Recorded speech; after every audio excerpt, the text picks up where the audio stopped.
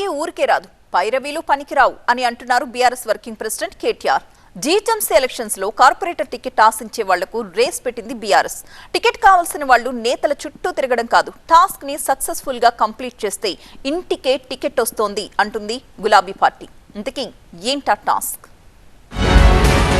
Greater Hyderabad రాజకీయాల కోసం car party route మార్చింది.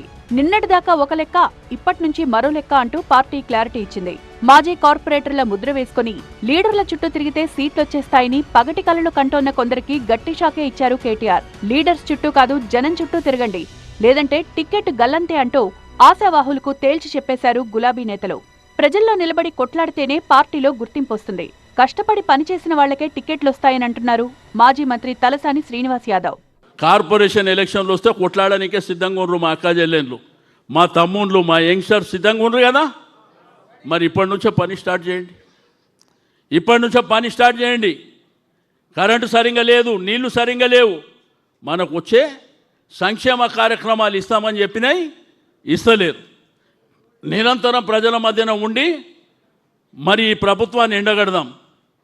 ఎండగట్టినప్పుడే తప్పకుండా ప్రజలలో కూడా మీ మీద ఒక నమ్మకం ఏర్పడుతుంది, మీ నాయకత్వం మీద నమ్మకం ఏర్పడుతుంది. గ్రేటర్ హైదరాబాద్ తో పాటు సైబరాబాద్, మల్కాజ్గిరి మున్సిపల్ కార్పొరేషన్లపై గులాబీ జెండా ఎగురవేసేందుకు కేటీఆర్ పావులు కదుపుతున్నారు. టికెట్ల కోసం నా చుట్టూ, లీడర్ల చుట్టూ ప్రదక్షిణలు చేస్తే మీ టైం వేస్ట్. టికెట్ కేటాయింపు విషయంలో ఓపెన్ కాంపిటీషన్ ఉంటుందంటూ కేటీఆర్ క్లారిటీ ఇచ్చేశారు. గ్రేటర్ రేస్ లో ఈసారి ఎలాంటి పైరవీలు నడవ్వు. ఎవరైతే ప్రజా సమస్యలపై గల్లీల్లో గట్టిగా కొట్లాడతారో వాళ్లకే ఛాన్స్, మిగతా వాళ్లకు నో ఛాన్స్ అని అంటున్నారు కేటీఆర్. కార్పొరేటర్ కావాలన్న షోకున్న వాళ్ళందరికీ శ్రీనివాస్ యాదవ్ అని చెప్పింది కరెక్ట్. Open competition. మీరిగా నాయకుల చుట్టూ తిరుగుడు కాదు, ప్రజల చుట్టూ తిరగాలి, ఇంటింటికోవాలి, సమస్యలు పట్టించుకోవాలి. గరీబోళ్ళకి లీడర్ కావాలి, బస్తీ వాళ్ళకి లీడర్ కావాలంటే దటాయించి నిలబడాలి.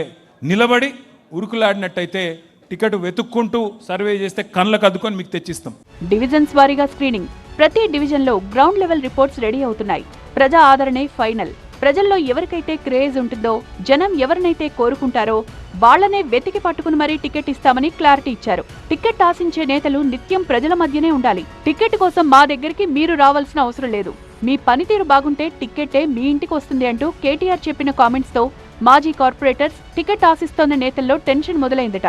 మరి కేటీఆర్ ఆదేశాల మేరకు మాజీ కార్పొరేటర్స్ గడప దాటుతారా లేక సీట్లకు దూరం అవుతారా? Let's wait and see.